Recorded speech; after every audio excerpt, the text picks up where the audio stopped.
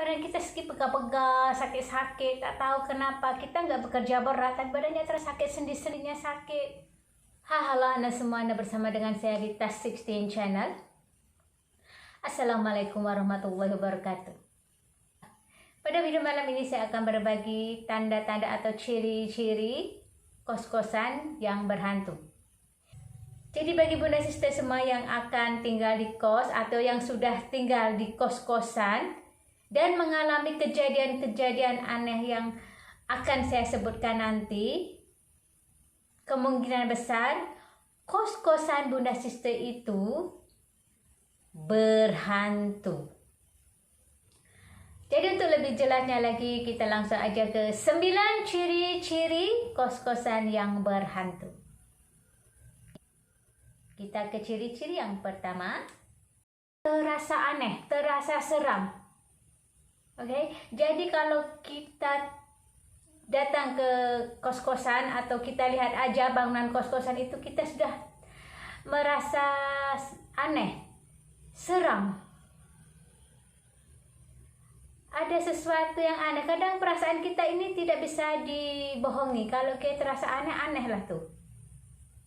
Jadi jangan melawan dengan hati. Kita nih sebenarnya sudah tahu, oh ini ada sesuatu yang tak betul nih di sini nih. Oke, ini adalah satu tanda yang tidak baik. Jadi ini untuk ciri dan tanda-tanda yang nomor 1 atau yang pertama. Untuk ciri yang kedua adalah banyak kamar yang kosong. Oh, banyak kamar yang kosong. Misalnya di situ ada 10 pintu, ada 10 kamar, tetapi yang berpenghuni cuma 3 atau 4. Walaupun harganya murah, tempatnya bersih, tapi kenapa ini? Jadi walaupun kamarnya bersih, tempatnya bersih, harganya murah, ibu kosnya baik, tetapi kok yang kos sedikit? Ini perlu dipertanyakan.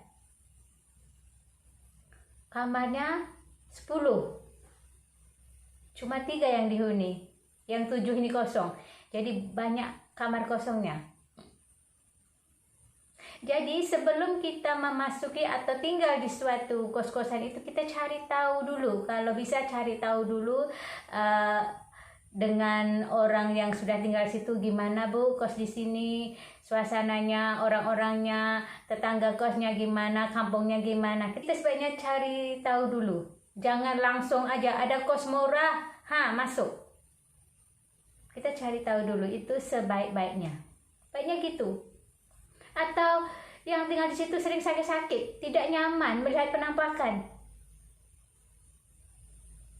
Oke, jadi ini salah satu sebab juga kenapa banyak kamar kosong.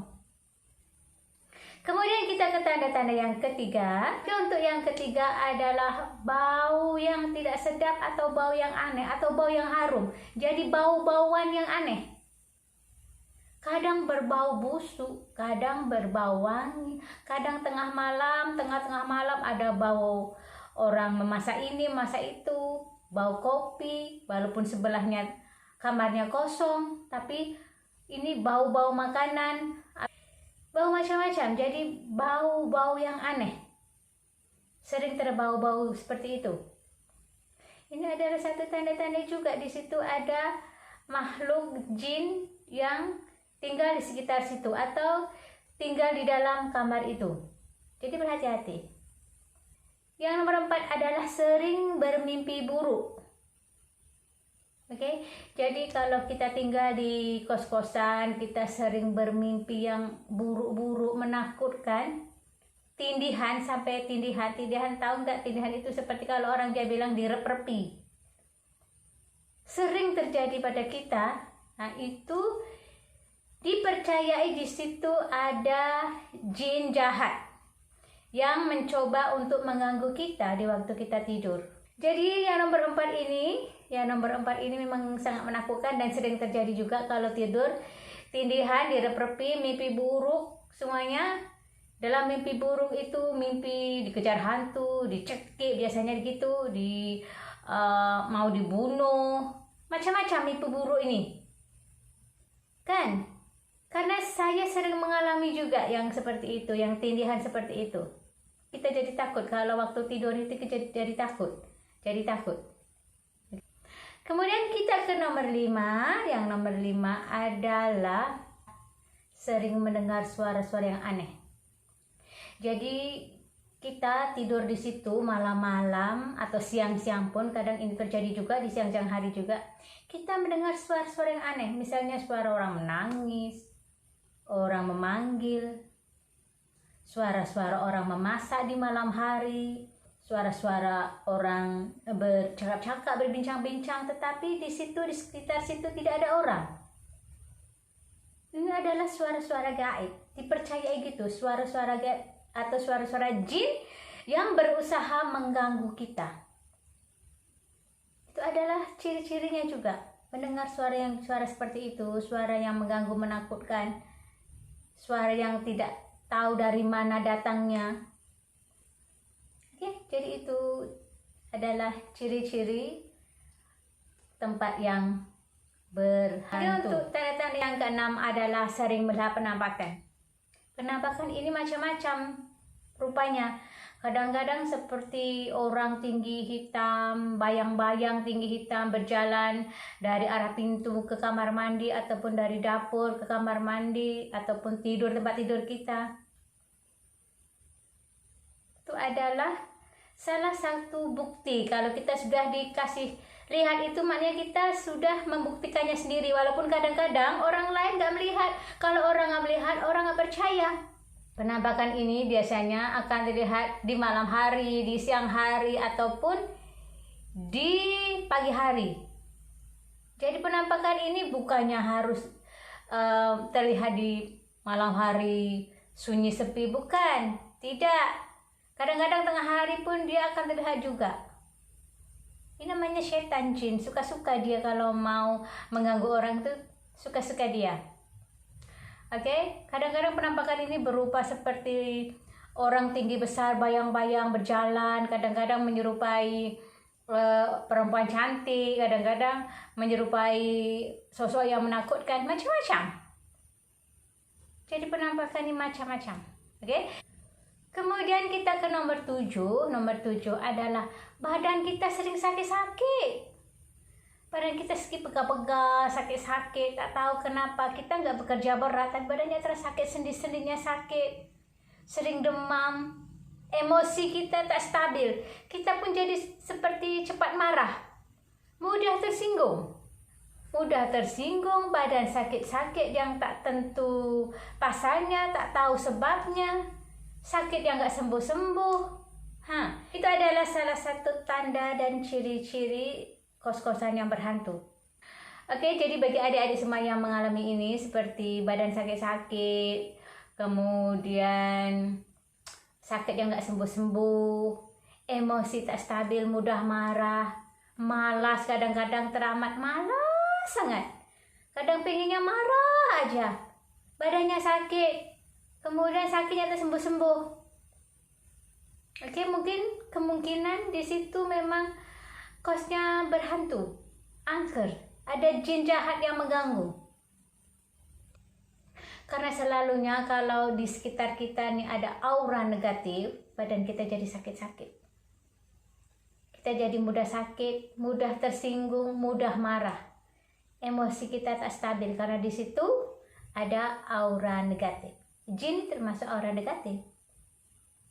Oke, jadi ini adalah ciri-ciri yang nomor 7. Badan sakit-sakit, emosi tidak stabil. Kemudian kita ke ciri-ciri yang nomor 8. Yang nomor 8 adalah barang hilang dan muncul. Kadang-kadang kita nih jadi bingung. Tadi aku letak di sini nih, tapi sekarang nggak ada. Oh, dicari-cari nggak ketemu. Berapa menit kemudian, di sini. Nah, ini di sini nih. Nih. Pulang lagi, muncul lagi, hilang muncul. Itu selalu terjadi. Misalnya letak kopi di meja, tiba-tiba nggak ada. Dah, kopi aku mana nih tadi letak di meja. Dah bergeser. Karena ini sudah banyak terjadi. Barangnya dipinjam setan. Nah, itu kebanyakannya orang pikir begitu. Mungkin masih dipinjam setan, kejap lagi dipulangkan lah tuh. Memang seperti itu. Kalau dicari nggak ada, kemudian kalau nggak dicari, nah disitulah, itulah. Oke, jadi nomor 8 adalah barang hilang kemudian muncul. Hilang, muncul. Kemudian kita ke tanda-tanda yang nomor 9. Yang nomor 9 adalah hewan piaraan berlaku aneh. Jadi kalau kita ada kucing, ada anjing misalnya, anjing akan menggonggong, menyala, tak tentu pasar. Kucing akan mengiung aja, tak tentu pasar, meong, yang anjing pula menggonggong, melolong panjang. Nah, itu adalah ciri-ciri tanda-tanda hewan-hewan ini melihat penampakan, melihat jin, melihat makhluk gaib yang kita tidak bisa melihatnya. Anjing akan menggonggong, kucing akan mengeong. Oke? Jadi itulah 9 ciri-ciri dan tanda-tanda kos-kosan yang berhantu. Jadi untuk adik-adik semuanya, untuk bunda sister semuanya, karena ini kos-kosan sekarang ini bukannya untuk pelajar aja, tetapi ibu-ibu rumah tangga pun kadang mengekos daripada ikut mertua, belum cukup membeli rumah, biasanya mengkos dulu. Oke, ataupun sister semua yang bekerja di luar kota tentunya juga mengekos, tinggal di kos-kosan. Jadi ada baiknya sebelum kita tinggal di suatu kos itu, ketahui dulu, cari tahu dulu keadaan kos-kosan tersebut. Oke, dicari tahu dulu, siapa tahu di situ ada yang seperti ini nih. Semoga video ini bermanfaat untuk semuanya. Terima kasih karena menonton. Sampai jumpa lagi di lain video. Wassalamualaikum warahmatullahi wabarakatuh. Dadah.